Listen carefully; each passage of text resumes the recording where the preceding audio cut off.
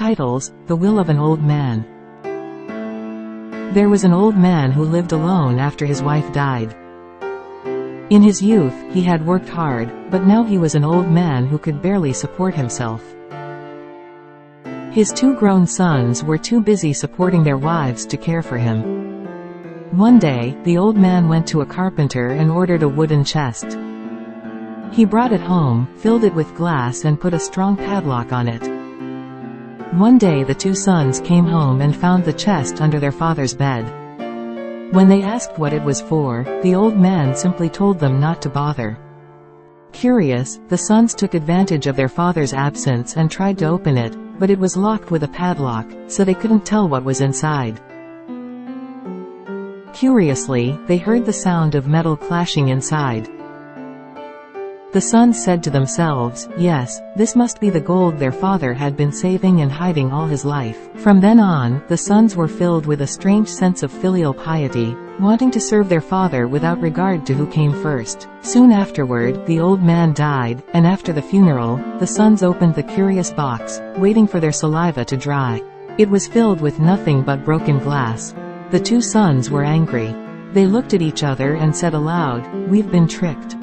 The older son turned to his brother, who was still staring at the jar, and said, "Why, do you want the jar? Then you can have it." The youngest son stood there for a moment, not sure if he had heard his brother or not. He was shocked. After a few moments of silence, the dew from his eyes ran down. The youngest son carried the trunk home.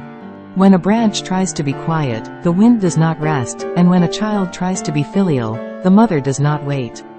She thought that the last act of filial piety was to keep at least one of her father's belongings. His wife was annoyed that he was bringing such an old thing into the house. He compromised with her by throwing away the glass and keeping the box. When he emptied it, he found a letter at the bottom. As his youngest son read it, he began to cry out loud. His wife heard the wailing of a man over 40 and came running. His son and daughter came running. The letter went something like this.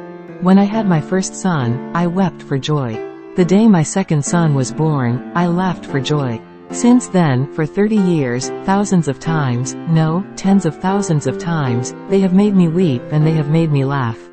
Now I am old, and my children are different. They don't make me cry with joy, and they don't make me laugh with pleasure. All I have left is the memory of them.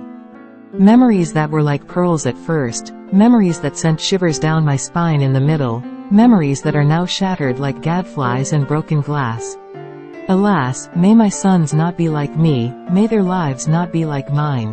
His wife and sons and daughters also cried out, "Father," and ran into his arms. His wife took his hand. The 4 of them clung to each other and wept. From then on, there was never a day that went by without the sound of joyful laughter in their home.